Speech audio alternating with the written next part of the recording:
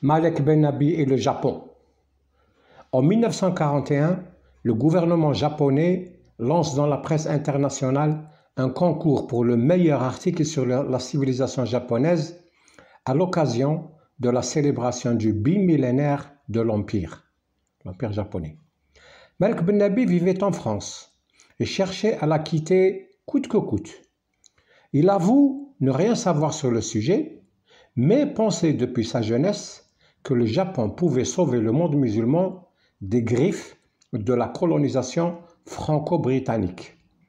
Il écrira plus tard dans Mémoire d'un témoin du siècle, l'écrivain, je cite, « Vu, simpliste sans doute, mais quel est le musulman de ma génération, de ma formation, qui n'ait pas eu un dada de ce genre?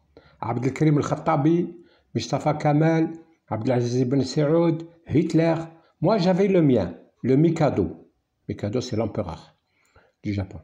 Alléché par la perspective ouverte par le concours, Ben-Nabi rédige une dissertation sur un asiatisme qu'il imagine fondé spirituellement sur l'islam et techniquement sur la puissance japonaise pour faire pièce au colonialisme occidental. Il l'intitule « L'islam et le Japon dans la communauté asiatique » et le dépose à l'ambassade du Japon à Paris. Il dira plus tard « Cet écrit inaugura ma vie d'écrivain. Il existe toujours dans les archives du Kokusai Shimbun. » Les raisons de Ben-Nabi de s'intéresser au Japon sont en rapport avec la problématique de la Renaissance qui hante son esprit et dont cette nation a donné une brillante illustration. Quelques années plus tôt, il s'était lié d'amitié avec un condisciple chinois. Ils s'entendaient sur tout, sauf sur le Japon, qui était pour le Chinois un envahisseur, un impérialiste, et pour Ben-Nabi, la seule puissance non européenne capable de rabattre le caquet au colonialisme européen. Toute l'œuvre de Ben-Nabi est empreinte de l'admiration qu'il porte au Japon pour ses performances civilisationnelles.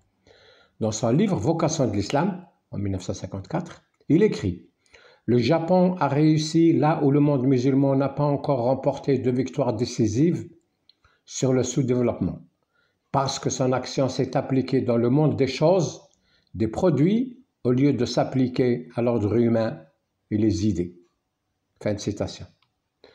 Dans un autre livre, Idées d'un Commonwealth islamique, paru en 1958, Ben-Nabi écrit « Le Japon a assimilé des idées, tandis que la société musulmane achète encore des choses. Combien de beaux poèmes avons-nous fait sur notre Renaissance, cependant que le Japon couronnait la sienne par tant de retentissantes victoires. » Dans un troisième livre, Naissance d'une société, paru en 1962, Ben-Nabi compare le parcours des deux civilisations depuis leur réveil à la fin du XIXe siècle et note, je cite Ben-Nabi, « Le Japon a repris sa marche dans l'histoire en même temps que la société musulmane contemporaine. Mais l'élite japonaise comptait déjà, vers l'aube du XXe siècle, des hommes comme Okakura, dont l'esprit, formé à l'école de l'Occident, rayonnait déjà une pensée neuve, riche de toute la culture de Dante, de Shakespeare et de Descartes.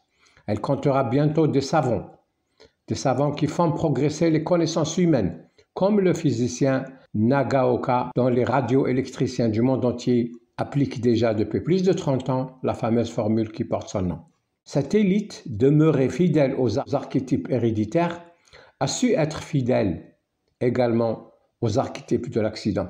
Elle est allée à l'université d'Occident comme à un temple où il y a dans l'atmosphère quelque chose de sacré qui impose l'humilité et rappelle la conscience en sentiment du devoir.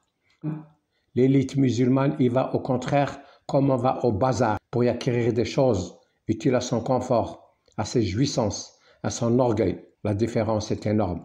Fin de citation. Un professeur d'université, Alan Crislow, qui a passé son enfance au Japon de 1957 à 1962, où son père était ambassadeur au passage, a fait un parallèle entre le héros d'un roman japonais, le titre du roman Bochan, l'auteur du roman Natsume Soseki, qui a été porté à l'écran. On en a fait un film. Donc, Alan Crislow a fait un parallèle entre le héros de ce roman et Mémoires d'un témoin du siècle de Malek Bennabi. Le livre et le film, du japonais, retracent la vie d'un jeune professeur de Tokyo qui part enseigner sur une île lointaine de l'Empire et est amené à réfléchir sur les contradictions et les problèmes de la société japonaise. Lorsque Crislow découvre Bennabi au début des années 70, un rapprochement s'établit dans son esprit entre le personnage du roman japonais et l'auteur de Mémoires d'un témoin du siècle, c'est-à-dire Bennabi.